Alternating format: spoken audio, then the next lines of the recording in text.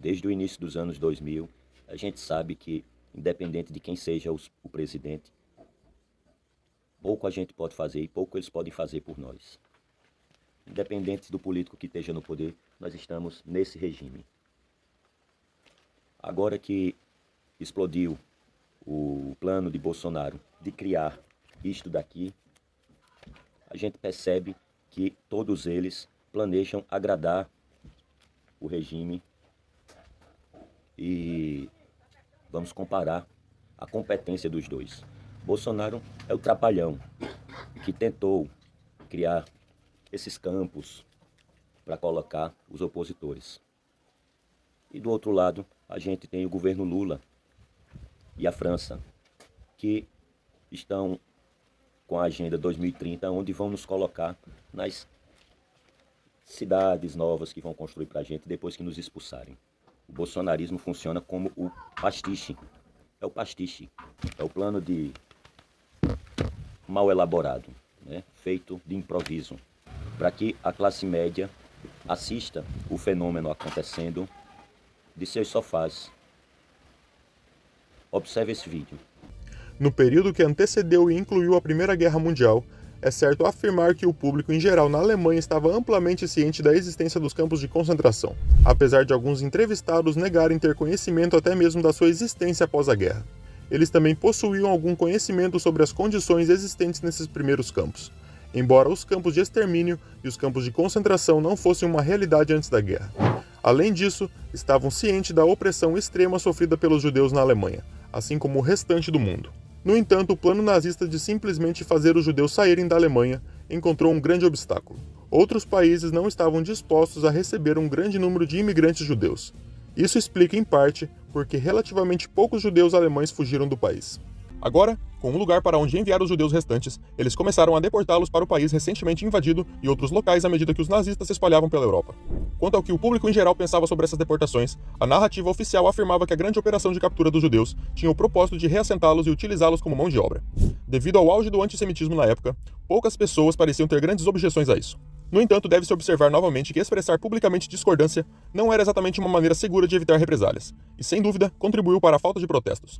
É claro que a liderança nazista estava ciente das contradições nessa história do trabalho, já que eles também estavam detendo judeus idosos e deficientes, que não seriam úteis para fins de trabalho. Para contornar essa questão lógica, a máquina de propaganda inventou uma narrativa afirmando que aqueles que não podiam trabalhar, como os idosos, estavam sendo enviados para comunidades residenciais onde poderiam passar seus dias em paz. O ministro da propaganda, Joseph Goebbels, tinha discussões frequentes com Hitler sobre o destino dos judeus, um assunto que era abordado quase sempre em que se encontravam. Além disso, Goebbels costumava escrever sobre isso em seu diário pessoal. Em uma entrada do diário, datada de 27 de março de 1942, ele registrou o seguinte: "Está ocorrendo um julgamento dos judeus, que, embora bárbaro, é totalmente merecido por eles. A profecia feita pelo Führer sobre eles terem causado uma nova guerra mundial está começando a se concretizar de maneira terrível. Não devemos ser sentimentais nessas questões. Se não lutarmos contra os judeus, eles nos destruirão. É uma luta de vida ou morte entre a raça ariana e o bacilo judeu." Em 1941, eles estabeleceram o gueto de Theresienstadt, que de fato abrigava muitos judeus idosos, mas as condições propositalmente terríveis garantiram que a população não sobrevivesse por muito tempo.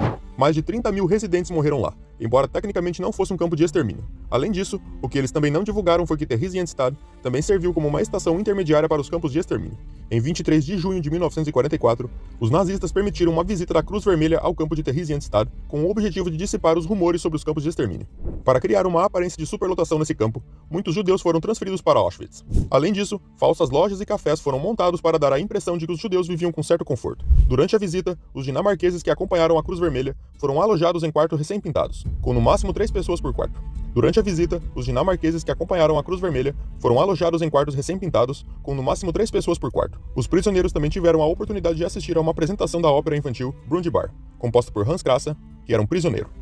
O sucesso dessa encenação levou os nazistas a decidirem produzir um documentário no campo. As filmagens começaram em 26 de fevereiro de 1944 e foram dirigidas por Kurt Gerhon, um prisioneiro que era diretor, dançarino de cabaré e ator. O objetivo do filme era retratar a vida dos judeus sob a suposta proteção benevolente do Terceiro Reich. No entanto, após o lançamento do filme, a maioria do elenco e o próprio diretor foram enviados para Auschwitz. Kurt e a sua esposa foram executados nas câmaras de gás em 28 de outubro de 1944. Curiosamente, O problema com o filme que eles fizeram foi que a vida dos habitantes do gueto foi retratada de muitas maneiras como superior à vida de muitos cidadãos alemães em geral na época. O filme não foi lançado a tempo, mas fragmentos dele foram utilizados para servir aos propósitos nazistas, e apenas pequenos trechos do filme sobreviveram. Voltando aos guetos e a tentativa de retratar uma imagem mais otimista, os nazistas também disseminaram a ideia de que os judeus eram portadores de doenças. Eles chegaram ao ponto de colocar placas de quarentena nas entradas dos guetos, o que ajudava a manter as pessoas afastadas e explicava os corpos, alegando uma doença generalizada no local. É justo dizer que, devido às condições horríveis, às vezes isso se tornava uma profecia autorrealizável. Durante a Primeira Guerra Mundial, os relatos de atrocidades propagandísticas dos aliados incluíam muitas informações que posteriormente se revelaram exageradas ou totalmente falsas. Isso gerou inicialmente um sentimento de ceticismo, mesmo entre as pessoas nos países aliados, apesar das evidências e relatos apresentados. Na Alemanha, onde a mídia era estritamente controlada, não era surpresa que as discussões abertas sobre as várias atrocidades fossem evitadas, tanto pelo Partido Nazista quanto pela própria mídia alemã. Eles negaram veemente essas acusações, incluindo as condições de vida precárias nos guetos e campos de concentração para judeus. Dentro da Alemanha e nas áreas controladas pelos nazistas, ouvir transmissões ilegais de fontes aliadas e ler panfletos abandonados tornou-se uma prática comum. Isso implica que muitos alemães deviam estar cientes dessas atividades. A execução de tal tarefa monstruosa exigiu o envolvimento ativo de inúmeros setores da sociedade alemã. Todas essas funções que estão aparecendo na tela foram feitas por pessoas que eram peças fundamentais na engrenagem que permitiu a execução da chamada solução final. Conforme a guerra avançava e a Alemanha sofria derrotas catastróficas, os nazistas tiveram cada vez mais dificuldade em explicar satisfatoriamente os eventos para favorecer a imagem do país. Por exemplo, após a derrota alemã em Stalingrado, em fevereiro de 1943, houve uma crescente discrepância entre as histórias oficiais e o que estava sendo relatado pela mídia alemã. A recepção dos membros do Partido Nazista foi regada de aplausos histéricos. Isso levou muitos alemães a duvidar da propaganda estatal e a buscarem informações para transmissões de rádio estrangeiras para descobrir a verdade. Essas transmissões estrangeiras discutiam abertamente as inúmeras atrocidades ocorridas durante a guerra. Mesmo entre os alemães que tinham conhecimento das transmissões estrangeiras e dos rumores sobre as atrocidades, havia um nível significativo de ceticismo. O povo alemão não era ingênuo em relação à máquina de propaganda do seu próprio governo. Muitos sabiam que estavam sendo alimentados com mentiras em várias áreas pelos nazistas. Não era difícil acreditar que o outro lado também pudesse criar as suas próprias mentiras, retratando os nazistas e a Alemanha como perpetradores de atos indescritíveis. Esse tipo de propaganda não era incomum de ambos os lados durante a recente Guerra Mundial, que estava ainda fresca na memória de todos. Embora alguns alemães que não estavam diretamente envolvidos nas atrocidades acreditassem em sua ocorrência, eles sentiam-se impotentes para fazer algo a respeito. Friedrich Kellner, um opositor declarado do Partido Nazista, logo percebeu que lutar contra eles de maneira prática era impossível.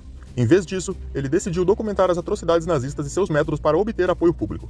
Kellner enfrentou perseguições e violência por parte dos nazistas, mas persistiu em expor a verdade. Mesmo diante de ameaças, Kellner escolheu confrontar os nazistas documentando as suas atrocidades e os métodos que utilizavam para obter apoio público. Seu trabalho foi registrado em um diário intitulado Minha Oposição, que se tornou uma fonte valiosa para historiadores.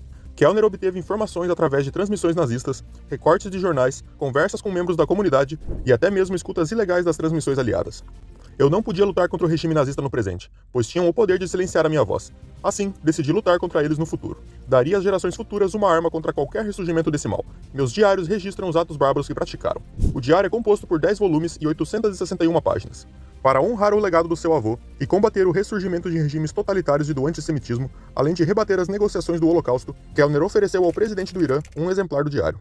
Kellner não poupou palavras duras para seus compatriotas alemães, afirmando que não existia punição suficientemente severa para os monstros nazistas. Ele acreditava que quando a retribuição chegasse, todos sofreriam, pois 99% da população alemã era culpada, direta ou indiretamente, pela situação atual. Os historiadores discordam sobre o conhecimento da população geral sobre o que estava acontecendo. Apesar dos inúmeros diários sobreviventes que mostram que pelo menos algumas pessoas estavam bem cientes ou suspeitavam do que estava acontecendo, além do envolvimento direto de inúmeras pessoas e seus relacionamentos, é difícil ter uma visão geral.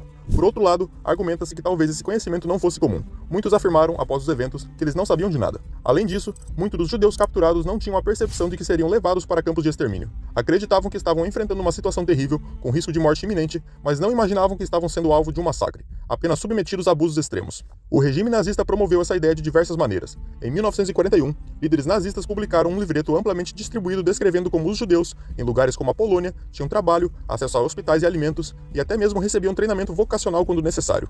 Além disso, tranquilizavam os judeus capturados e os que vinham nos guetos, dizendo que eles seriam deportados e enviados para locais com melhores condições. Para corroborar essa noção, muitos prisioneiros nos campos de concentração eram forçados a escrever cartas descrevendo boas condições nos campos. Mesmo nos guetos, havia ceticismo em relação à solução final. O problema parece residir, mais uma vez, na recusa de muitos em acreditar que seus semelhantes humanos pudessem estar cometendo essas atrocidades, considerando-as apenas uma campanha de propaganda do outro lado. Conforme as tropas aliadas avançavam e libertavam países e campos de concentração ao se aproximarem da Alemanha, a percepção começou a mudar. No entanto, antes disso, os soldados aliados ficaram perplexos com a aparente negação generalizada dos alemães sobre as atrocidades. Por exemplo, William Ward, da Infantaria de número 232, relatou: todos os moradores locais afirmavam ser nazistas e não tinham ideia do que estava acontecendo no campo de concentração. Outro soldado, Arthur Johnson, disse: todas essas pessoas que alegavam não saber de nada estavam a apenas 20 quilômetros de onde fica o campo de concentração de Buchenwald. É importante mencionar que, para contradizer relatórios anteriores aos aliados sobre as atrocidades, a propaganda nazista afirmava que todos os corpos encontrados eram vítimas de ataques aéreos enterradas em massa.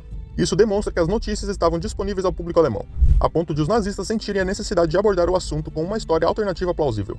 No entanto, embora a questão ainda seja amplamente debatida, o consenso geral é que o número considerável de pessoas, além das diretamente envolvidas, tinha acesso às informações necessárias para saber o que estava ocorrendo, mas simplesmente se recusava a acreditar, mesmo quando confrontadas diretamente após a guerra.